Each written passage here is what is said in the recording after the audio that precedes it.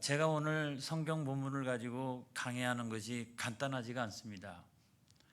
하나님께서 지혜 주셔서 저와 여러분이 잘 이해가 되어지는 이 밤이 되어지기를 축복합니다. 우선 이 성경 본문은 이방 여인과의 이혼 문제가 아니다, 이 말씀을 먼저 드리고 싶어요. 왜냐하면 에스라라고 하는 사람은 우리가 잘 아는 것처럼 2차 바벨론 포로 귀환의 지도자 아닙니까? 그런데 이 사람이 바벨론에서 태어났어요. 바벨론에서. 그 바벨론에서 태어났는데 가문은 대제사장의 가문이고, 또 바벨론에서 태어났지만은 모세의 율법에 얼마나 정통한지 아주 대단한 그런 학자입니다. 예루살렘에서 성장한 사람이 아니라고요.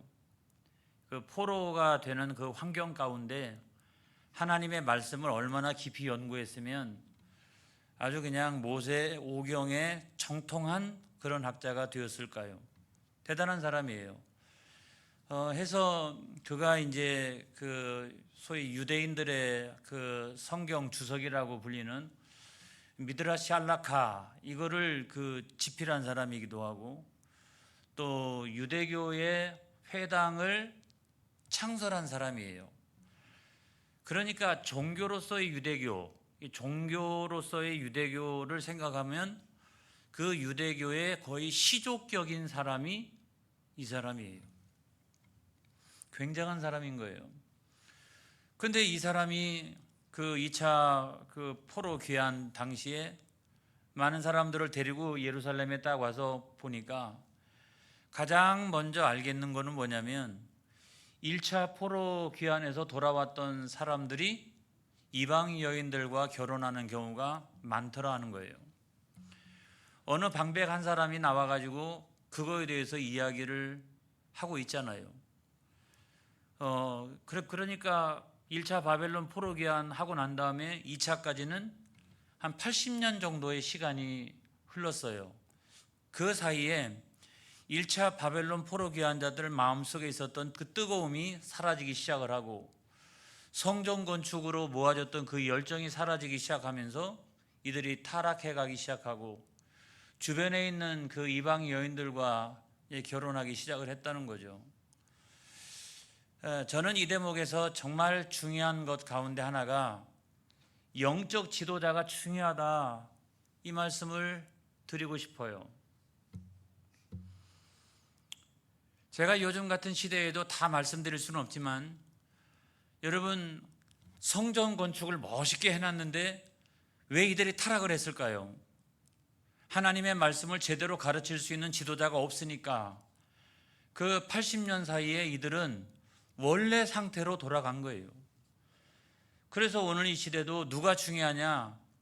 여러분, 교회를 다시 살려야 된다, 회복해야 된다라고 하는데 가장 중요한 것은 목회자입니다, 여러분. 영적 지도자예요. 목회자가 하나님의 말씀을 제대로 선포할 수 있어야 되는 거고, 그런 목회적인 환경이 잘 조직되어 있어야 합니다. 할렐루야. 그래서 그런 영적인 지도자가 얼마만큼 중요하냐? 성전이요, 아무리 멋있게 지어놔도 한 10년 지나고 20년 지나고, 오늘 성경에 보면 80년이 지났는데 성전 그렇게 지어놔도 이스라엘 백성들이 다 영적으로 보면은 타락해 가지 않습니까? 중요한 것은 하나님의 성전만이 중요한 게 아니라, 우리의 외모만이 중요한 게 아니라, 우리가 하나님의 사람으로 온전히 서는 것이 얼마만큼 중요한지, 적어도 그 부분에 있어서 영적 지도자의 책임이 얼마만큼 중요한지, 그리고 영적 지도자가 얼마만큼 중요한지, 이런 것들을 다시 한번 말씀을 드리고 싶어요. 제가 저도 총회 서기를 지내고 노회장 다 지내고 했기 때문에 오늘날 시대에 여러 가지 문제들 제가 왜 모르는 바가 없겠습니까만은, 제가 그런 거 다 일일이 말씀드리고 싶지 않아요. 근데 어느 정도 타락했느냐? 여기 에스라 9장 1절로부터 2절에 있는 말씀에 보면, 에스라 9장 1절로부터 2절 다 같이 한번 읽어보겠습니다. 2일 후에 방백들이 내게 나와 이르되 이스라엘 백성과 제사장들과 레위 사람들이 이 땅 백성들에게서 떠나지 아니하고 가나안 사람들과 헷 사람들과 브리스 사람들과 여부스 사람들과 암몬 사람들과 모압 사람들과 애굽 사람들과 아모리 사람들의 가증한 일을 행하여 그들의 딸을 맞이하여 아내와 며느리로 삼고 거룩한 자손이 그 지방 사람들과 서로 섞이게 하는데 방백들과 고관들이 이 죄에 더욱 으뜸이 되었다 하는지라. 어떤 방백 한 사람이 이제 막 도착한 에스라에게 지금의 영적 상태가 어떤지에 대하여 이야기를 하고 있는 대목입니다. 여러분, 이방 여인하고 결혼하는 것이 무슨 그렇게 엄청난 죄겠어요? 그런데 중요한 것은 이방 여인하고 결혼하면 반드시 그들이 우상을 들여오고 우상 숭배가 이루어지고 우상 숭배를 하다가 보면은 하나님 말씀에 불순종하게 되고 불신앙에 빠지게 되고 그리고 결과적으로는 하나님의 백성으로서 끊어지게 된다. 그 죄를 계속해서 짓게 되면 하나님의 백성에서 끊어지게 된다. 이게 그 중요한 사실 아니겠어요? 그런데도 누가 이 죄를 짓고 있느냐? 가장 모범을 보여야 될 제사장과 레위 사람들이 그 죄를 짓고 있는 거잖아요. 그들이 그 이방 여인과 결혼을 하고 있잖아요. 또 그것뿐만 아니라 이 기준이 돼야 될 제사장과 레위인들이 무너지니까 그 다음에 가장 많이 영향을 받았던 사람들이 누구냐면 방백들하고 고관들이죠. 제사장들도 다 이방 여인하고 결혼하는데 어때? 해가지고 방백들과 고관들도 다 얼마만큼 으뜸이 될 만큼 이 분야에 있어서는 돈 많죠, 권세가 있죠. 그러니까 막 이 분야에서 그들이 으뜸을 보여주는 거예요. 그러니까 당연히 지도자들이 다 이와 같이 타락하니까 일반 백성들이 볼 때도 야, 저렇게 해도 되나 보다.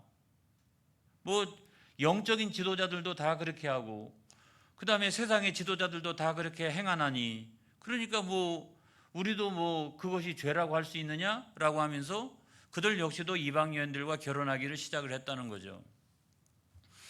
그래도 여기까지는 별로 잘 안 느껴져요, 이렇게. 왜냐하면 예전에도 이런 죄를 많이 저질렀기 때문에 별로 안 느껴져요. 이게 얼마만큼 영적으로 이게 심각한 문제를 이야기하고 있는지. 근데 이 문제를 제기했던 스가랴, 이 스가랴를 보면서 이게 피부적으로 이렇게 와닿는 부분이 있어요, 여러분. 에스라 10장 2절에 있는 말씀 보겠습니다. 시작. 엘람 자손 중 여엘의 아들 스가냐가 에스라에게 이르되 우리가 우리 하나님께 범죄하여 이 땅 이방 여자를 맞이하여 아내로 삼았으나 이스라엘에게 아직도 소망이 있나니. 그러니까 에스라가 그냥 막 혼자 부르짖어 가면서 하나님의 성전 앞에서 막 그냥 수염을 쥐어 뜯고 머리털을 뽑아가면서 회개하면서 중보하면서 그와 같이 기도하고 있는 장면을 보고서 스가냐라고 하는 사람이 화들짝 영적으로 깨어진 거죠. 그러면서 그가 일어나가지고 뭐라고 얘기해요? 우리에게 아직 소망이 있나니, 우리에게 아직 소망이 있나니, 그와 같이 이야기하는데, 저는 이 스가냐가 엘람 자손이래요. 그렇죠? 엘람 자손이라고 되어져 있죠. 엘람 자손이니까 제1차 포로 귀환 당시에 돌아왔던 사람들입니다. 그들의 후예예요. 그런데 여이엘의 아들이래요. 그래서 이 여이엘이 찾아보니까 누군가 하고 찾아보니까 여러분 26절의 말씀 한번 찾아보면 10장 26절에 한번 보면 다 같이 시작. 엘람 자손 중에서는 마따냐와 스가랴와 여이엘과 압디와 여레못과 엘리야요. 그러니까 여기 지금 10장에 나와 있는 사람들이 이방 여인과 결혼했던 113명의 명단이 쭉 적혀져 있는데 그 가운데서 엘람 자손 중에서는 누가 이방 여인과 결혼했다? 여이엘이 결혼했다는 거죠. 근데 여이엘의 아들이 누구냐면 스가냐예요. 스가냐는 아버지가 여이엘이에요. 아버지가. 그런데 어머니는 누구예요? 이렇게 생각해 보면 어머니는 누구예요? 이방 여인과 결혼했던 113명 가운데 자기 아버지가 거기에 들어가 있으니까 자기 어머니는 당연히 누구예요? 이방 여인인 거죠. 자기 어머니는 이방 여인이에요. 그런데 거기에 스가냐라고 하는 이름이 없어요. 그러니까 자기는 이방 여인과 결혼을 안 했어요. 그리고 당연히 우상숭배도 안 합니다. 그리고 자기는 이스라엘 백성의 정체성을 온전히 갖고 있는 그런 사람이었어요. 비록 자기 아버지는 이방 여인을 만나가지고 우상 섬기면서 죄짓고 그렇게 살아갔지만 자기는 그럼에도 불구하고 이방 여인과 결혼도 안 했고 우상 숭배도 안 하고 그 다음에 그렇게 죄짓고 살아가지 아니하고 하나님의 백성으로서의 정체성을 지키고 살아가는 그런 사람이었다는 거예요. 그러니까 이게 얼마나 복잡해요. 이게 여러분 얼마나 복잡하느냐 이 말이에요. 1차 포로귀한 자들의 생생한 영적인 면모를 볼 수 있는 내용 아니겠어요? 한 집안 내에서도 아버지는 이방 여인 만나가지고 우상숭배하고 그렇게 죄짓고 타락하고 자식은 그럼에도 불구하고 나는 아버지를 닮지 아니하리라 그렇게 생각을 했는지 모르겠어요. 그렇지만 자기는 이방 여인 안 만나고 우상숭배 안 하고 하나님의 백성으로서의 정체성을 유지하면서 살아가고 있어요. 이게 한 집안 내에서 일어난 일이에요. 그러니까 그때 당시 이스라엘 백성들 전체가 어떤 영적인 상황 가운데 있었는지를 가장 잘 표현해주고 있는 그런 내용이라고 생각이 들어요. 그러니까 이제 조금 피부적으로 이게 와 닿는 거예요. 이게 멀리 있는 이야기가 아니라 아주 밀접하게 가정 안에 들어와 있는 문제로 인식되어지기 시작을 해요. 그런데 스가냐가 뭐라고 얘기합니까? 아직도 우리들에게는 소망이 있나니 그랬어요. 이게 무슨 소망이 있어요? 어디에 소망이 있다는 말이에요? 여러분 에스라 10장 3절에 있는 말씀에 보면 시작. 곧 내 주의 교훈을 따르며 우리 하나님의 명령을 떨며 준행하는 자의 가르침을 따라 이 모든 아내와 그들의 소생을 다 내보내기로 우리 하나님과 언약을 세우고 율법대로 행할 것이라. 어디에 소망이 있느냐? 하나님의 말씀을 떨고 준행하는 자. 야, 저는 이 표현이 너무너무 이렇게 은혜가 되는 거예요.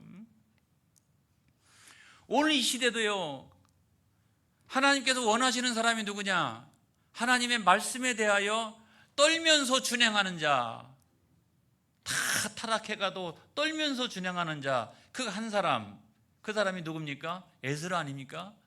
그분이 가르침대로 죄를 끊어내고 이렇게 어렵더라도 죄는 끊어내고 하나님과 언약을 세우는데 언약은 뭐예요? 약속하는 거잖아요.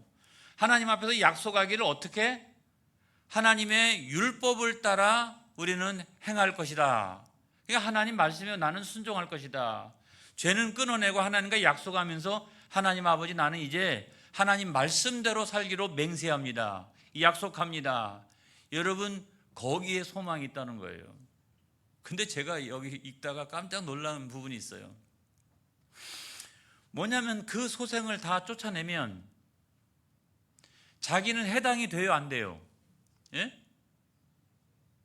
아니 이방 여인에게서 난 소생까지도 다 끊어내면 자기가 거기 해당이 돼요, 안 돼요? 예? 해당이 되잖아요. 물론 우리가 이 부분을 해석하면 뭐냐면 자기는 소생이라 할지라도 죄의 소생은 아니죠. 뭐냐면 이방 여인이 자기 어머니라 할지라도 자기는 그래도 이스라엘 백성으로서의 정체성을 가지고 있고 자기 아버지처럼 우상 숭배한다든지 그렇게 살아가고 있지는 않잖아요. 그러니까 이 사람을 죄의 소생이라고 얘기할 수는 없지만 자기 자신도 어떻게 보면 자유롭지 못한 거 아니겠어요? 어떻게 보면 아주 애매한 거 아니겠어요, 그죠? 그걸 막 그렇게 가서 설명을 한다 할지라도 그 소생으로부터 너는 그럼 자유로우냐라고 얘기하면 자유롭지 못하잖아요. 자기가 한 말이지만은 아주 애매하잖아요. 그런데도 이 사람이 멋진 것은 그럼에도 불구하고 4절에 있는 말씀이에요. 에스라 10장 4절에 있는 말씀. 시작. 이는 당신이 주장할 일이니 일어나소서 우리가 도우리니 힘써 행하소서 하니라. 이렇게 말씀했다는 거예요. 나는 원래 애매하다고, 나는 입장이 아주 애매하다고, 나는 소생을 쫓아내라고 그러면 나는 거기서 자유롭지 못한 사람이라고, 이거는 내가 주장할 일이 아니라 당신이 주장할 일이라고, 그렇지만 내가 그것이 하나님 말씀이라고 하면 내가 힘써서 도울 테니까 당신은 행하기만 하면 된다고. 자기가요 아주 애매한 입장이잖아요. 자기가 거기로부터 자유롭지 못한 상황이잖아요. 그럼에도 불구하고 지도자 당신이 결심을 하면 어떻게? 내가 힘써서 당신을 도울 테니까 당신은 힘써서 그냥 행하기만 하면 된다고. 여러분, 이게 누구냐? 이 사람이 누구냐면 이 시대의 동역자들이에요. 할렐루야. 그게 하나님 말씀이라고 하면 어떤 관계보다 중요한 것은 그 하나님의 말씀인 거예요. 하나님 말씀. 그래서 당신이 그렇게 행한다라고 하면 내가 힘써서 돕겠나이다. 그러니까 그냥 하나님의 성대다, 이거 어떻게 하면 좋냐고 그 앞에서 그냥 울면서 통곡하면서 수염을 쥐어뜯고 머리를 쥐어뜯고 회개하면서 중보하면서 기도하던 에스라가 그 이야기에 용기를 얻은 거예요. 그 이야기에 그런 동역자들이 있는 거예요. 그런 동역자들이 자기만 막 이렇게 울면서 기도하고 있는데 그런 동역자들이 딱 세워지니까 용기가 나가지고 일어나서서 그러니까 울다가 일어나가지고 그 다음에 어떻게 해요? 금식 기도하러. 그래도 내가 가서 금식 기도하고 나오겠다. 금식 기도 딱 하고 나온 다음에 9월 20일 날, 그렇죠? 9월 20일 날 다 모든 유대인들은 다 집결하라고. 만약에 여기 안 나타난 사람들은 3일 안에 여기 안 나타나는 사람들은 어떻게 해요? 재산을 다 몰수하고, 뿐만 아니라 이스라엘 백성 공동체 안에서 끊어내리라. 그러니까 막 그 큰 비가 내리는데도 사람들이 다 모여왔어요. 왜? 지도자인 에스라의 명령이니까 모여왔어요. 근데 제가 그 처음에 이 본문의 말씀을 강해하면서 이 본문의 말씀이 절대로 이방 여인과의 이혼의 문제가 아니다, 이런 말씀을 제가 드린 이유가 있는데, 여러분, 이 명령이 사실은 얼마나 잔혹한 명령이에요. 그렇죠? 이방 여인과 결혼했어요. 근데 자식들도 있어요. 그렇죠? 자식들도 있잖아요. 스가냐가 가장 대표적인 사람 아니겠어요? 자식들도 쭉 있는데 아무튼 무조건 그 아내를 쫓아내고 그 다음에 어떡하라? 그 소생들까지도 다 쫓아내라, 끊어내라. 그렇게 하니까 이게 얼마나 잔혹한 그런 명령이에요. 그런 명령인데 이게 사도 바울의 가르침하고 조금 배치가 된다는 생각이 있어요. 사도 바울의 가르침과 약간 상반된다라고 하는 생각이 있어요. 여러분, 사도 바울은 뭐라고 얘기했냐면 이런 얘기를 했어요.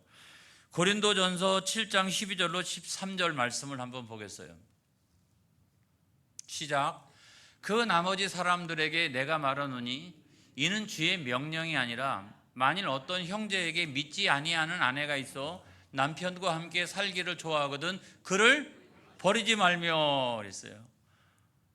어떤 여자에게 믿지 아니하는 남편이 있어 아내와 함께 살기를 좋아하거든 그 남편을 버리지 말라, 이렇게 되어 있어요. 여러분, 에스라의 명령과 사도 바울의 가르침은 다 성경 안에 들어와 있는 하나님의 말씀인 줄로 믿습니다.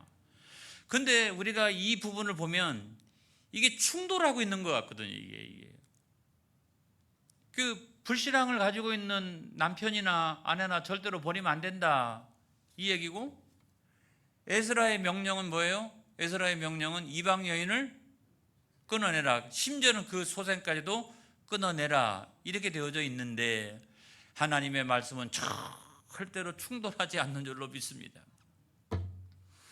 왜냐하면 시대와 상황이 다른 거예요. 시대와 상황이. 자, 에스라가 명령을 내릴 때 그 이방의 여인들은 우상 숭배를 철저히 하는 여인들이었어요. 그러니까 이 이스라엘 공동체를 영적으로 훼손할, 간음하게 할 가능성이 너무 큰 여인들이었기 때문에 이들을 끊어내지 않고서는 공동체가 유지가 안 되는 거예요.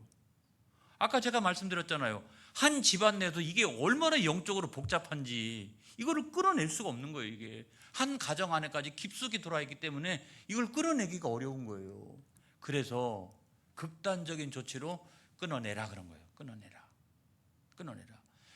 그래서 우상 숭배와 연관 있는 이방 여인은 끊어내야 된다. 이거는 끊어내지 않고서는 안 된다, 이런 얘기고, 사도 바울의 경우는 조금 달라요. 생각해 보세요. 사도 바울은 이방인들을 상대로 한 그 전도자였잖아요. 주로 만나는 사람도 이방인들이거나 헬라인들이거나 이런 사람들이었는데, 이런 여인이나 이런 그 아내들이나 남편들은 뭐냐면 예수를 안 믿어서 그렇지, 아주 그냥 우상숭배에 다 철저한 이런 사람들이 아니었다는 거예요. 그러니까 이런 사람들하고 결혼해가지고 아내로 삼든지 남편으로 삼든지 같이 살았을 때는 같이 살아가지고 전도하면 되지. 할렐루야. 그러니까 그런 경우에 불신자들하고 결혼했을 경우는 그걸 절대로 버리면 안 된다라고 하는 말씀이라는 거예요. 그러니까 이게 절대로 충돌하지 아니한다, 이런 말씀이고, 그래서 저는 결론적으로는 이 오늘 본문을 아무리 들여다봐도 이게 이방 여인과 이혼하는 그런 문제에 대한 말씀이 아니라고 생각이 드는 거예요. 그럼 오늘 성경의 말씀이 우리들에게 주고 있는 교훈이 뭐냐? 자, 지금부터가 중요합니다. 그럼 오늘 성경 말씀이 뭘 우리들에게 말씀해 주고 있는 거냐? 그건 다른 게 아니라 동일한 범죄를 반복하지 말아라. 그러면 소망이 끊어진다. 동일한 범죄를 반복하면 소망이 끊어진다. 이거를 우리들에게 말씀해 주고 있는 거예요. 여러분, 예수 믿는 우리도 마찬가지로 동일한 죄를 범할 때가 많이 있어요. 자, 어떤 때 그 죄를 저지르고 난 다음에 회개했어요. 그런데 그 죄를 짓기 위한 동일한 환경이 만들어지면 나도 모르게 또 범죄하는 경우가 있거든요. 그게 이제 뭐냐면 그게 불완전한 우리의 모습인 거죠. 그래서 우리가 완전하지 않잖아요. 우리가 늘 언제나 고민하는 지점이 거기잖아요. 우리가 붙들고 회개하는 지점이 바로 거기잖아요. 아니, 지난번에 내가 충분히 회개했기 때문에 동일한 그런 환경이 만들어져도 나는 절대로 범죄하지 아니하리라고 생각했는데 어느 내 손과 발은 거기에 가 있는 경우가 있지 않아요. 그러니까 용서받고 또 다시 범죄하고, 용서받고 또 범죄하고, 이 사이클, 이 죄의 사이클을 보면서 죄라고 하는 것이 얼마나 끈질긴지를 여러분 생각을 해야 돼요. 첫 번째로 우리가 생각할 게 죄는 끈질기다. 아무리 우리가 하나님의 백성이라 할지라도 아무튼 죄가 얼마나 끈질긴지를 우리가 알 수가 있는 것은, 여러분 구약 성경의 사사기를 한번 보세요. 사사기. 죄 짓잖아요. 그래가 하나님 심판받잖아요. 심판받으면 잘못했습니다, 회개하잖아요. 그럼 하나님 용서해 주죠. 이 사이클이 계속 이 사사들을 등장할 때마다 계속되어지는 반복 아니겠어요? 이스라엘의 역사도 마찬가지예요. 출애굽할 때부터 하나님 말씀하셨어요. 절대로 이방 여인들과 결혼하지 말아라. 이거는 이방 여인과 결혼하지 말아라라고 하는 의미보다 그들이 들여오는 우상숭배, 이것 때문에 불신앙하고 불순종하고 타락하고 그렇게 되면 나중에는 이게 하나님의 백성인지 이게 세상 백성인지 이게 죄의 노예인지 이게 마귀의 자녀인지 알 수가 없는 상황이 되기 때문에 하나님은 그렇게 되면 너는 끊어진다, 너는. 그래서 이방 여인하고 결혼하지 말아라 그렇게 했는데, 여러분 그 명령을 들었던 사람들이 출애굽 쫙 해가지고 40년 동안 지나다가 모압 광야 갔어요. 그렇죠? 모압 광야. 거기서 모압 여인 만났어요, 안 만났어요? 아니, 모압 여인 만나가지고 우상숭배하고 했잖아요. 그래가지고 사람이 얼마나 죽었어요? 24,000명이 죽었잖아요. 거기서 2만 4천 명을 하나님께서 끊어내셨어요.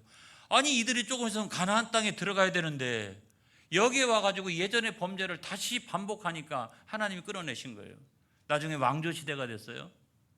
잘 나갔죠. 뭐 다윗의 시대, 솔로몬 시대의 영광은 대단한 거 아닙니까? 그런데도 나중에 어떻게 됐어요? 솔로몬이 처첩을 1,000명 그리고 그 1,000명이 각각 우상을 다 가지고 들어왔어요. 그래서 예루살렘 인근, 그 다음에 기도론 시내가 이런 데에 가가지고 산당을 지어놓고 아니면 뭐 우상을 만들어 놓고 거기서 막 향불을 피워대니까, 재물을 태우니까 매일매일 같이 예루살렘은 막 그 연기 냄새 때문에 하나님이 역겹다 그랬어요.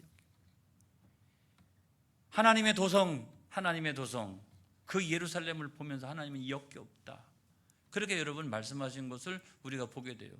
그리고 그때 이후로 나라가 양분되어지고 쭉 뭐 4대 성군도 물론 있었습니다만은 쭉 내려오면서 반복된 죄가 바로 이거 아니겠어요?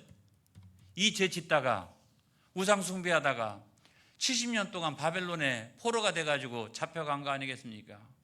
잡혀가 가지고 돌아왔잖아요. 돌아왔는데도 주야, 돌아왔는데도 동일한 범죄를 저지르고 있으니까 에스라가 막 수염을 쥐어뜯고 머리를 뽑아가면서 막 중보기도 하고 회개기도 하는 거 아니겠어요?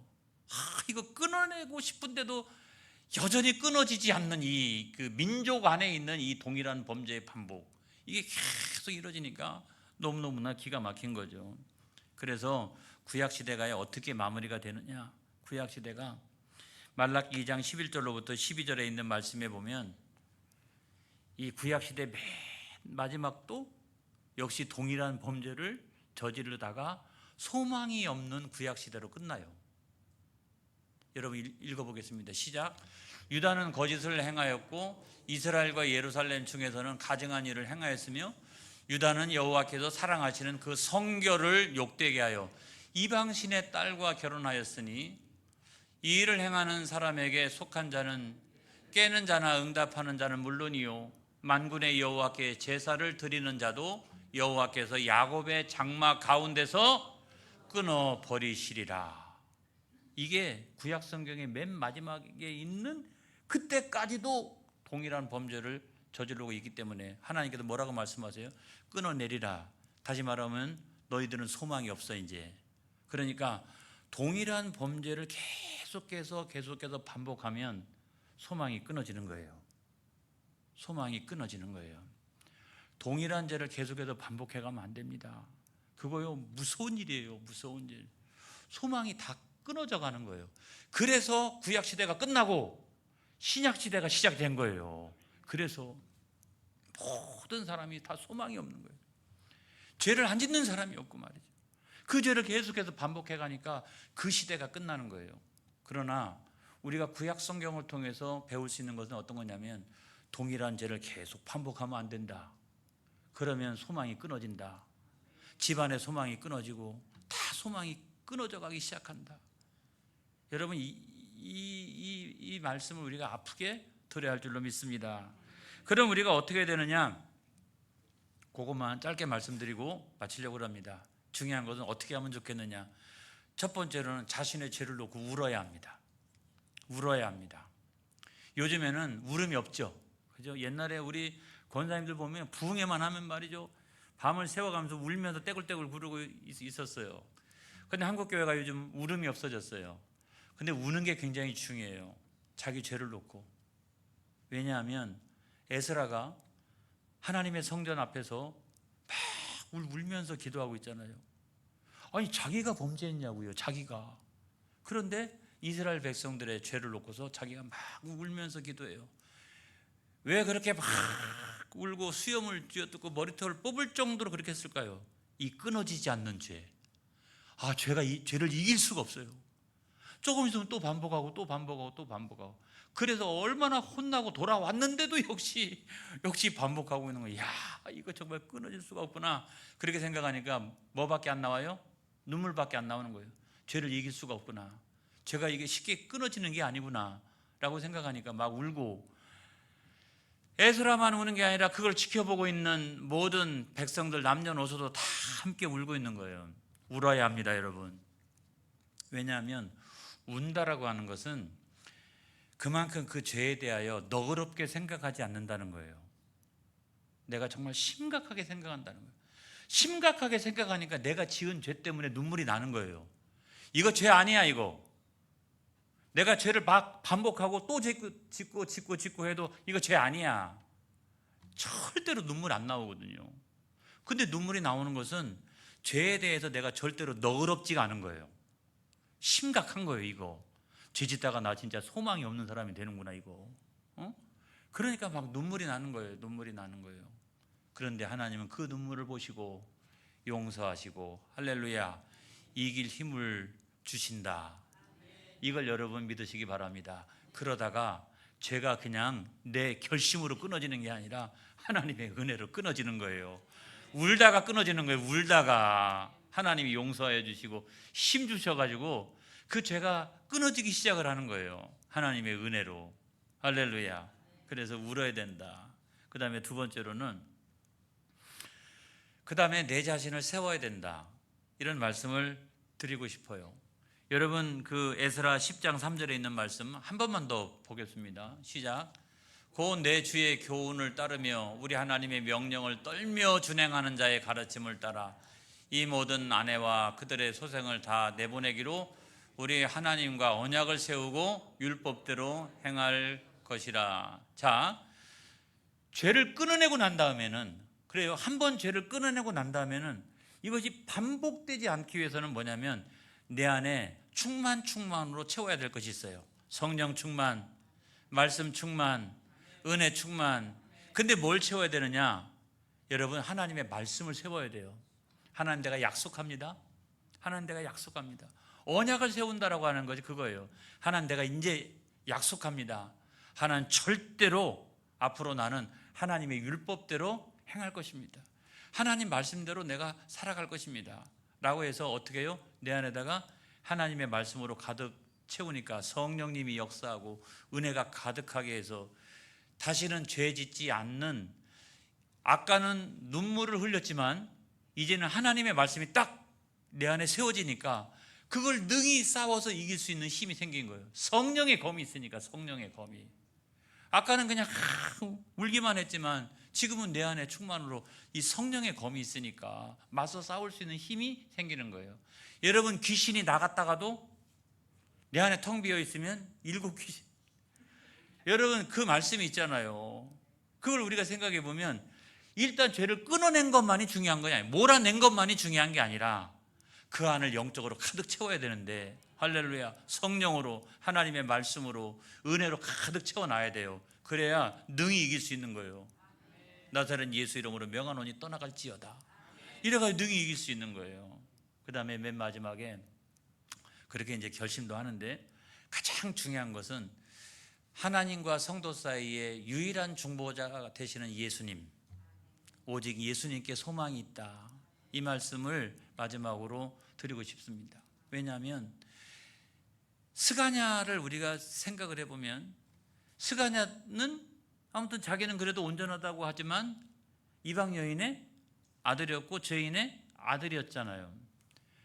그런데 이제 어느 날 이제 하나님의 성전에 에스라가 막 자기 죄도 아닌데도 불구하고 저들을 불쌍히 여겨 주시옵소서 막 하면서 보니까 사실은 내 가정이 지은 죄요, 내 부모가 지은 죄요, 내 죄의 유전이 이렇게 쭉 내려오는 우리 가문을 위해서 지금 죄 없는 자가 죄 있는 우리를 위하여 막 충고하면서 막 그냥 있는 털 없는 털 다 뽑아가면서 그렇게 기도하고 있는 모습이 큰 충격이 돼서 회개하고 하나님의 자녀로 온전하게 된 줄로 믿습니다. 할렐루야. 야, 이 사람 말이야, 자기 죄도 아닌데.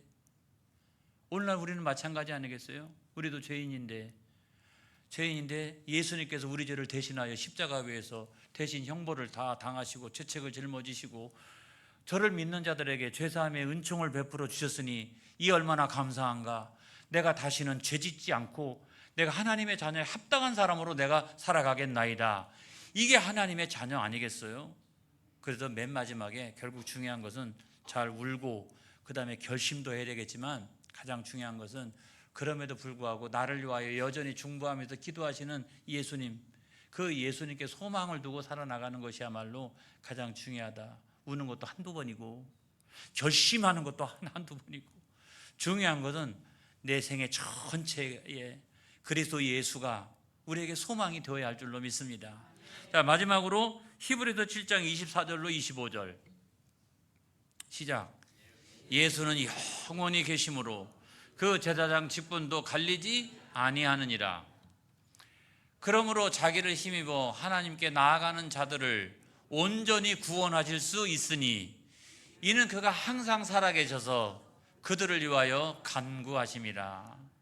내가 예수 믿으면 예수님께서 나를 위하여 저 위에서 하나님 보좌 우편에서 나를 위하여 간구하여 주시고 있기 때문에 내가 거기다 소망을 두고 살아나가면은 이런 이와 같은 여러 가지 어려움 가운데서도 울어도 안 되고 결심해도 안 되는 이 죄의 문제 끊어지게 될 줄로 믿습니다. 할렐루야. 우리는 승리하게 될 줄로 믿습니다. 그래서 반복하여 짓는 죄에서 자유함을 얻는 저와 여러분이 되실 때 오직 주님이 우리들에게 소망이 되실 줄로 믿습니다. 할렐루야. 기도하겠습니다.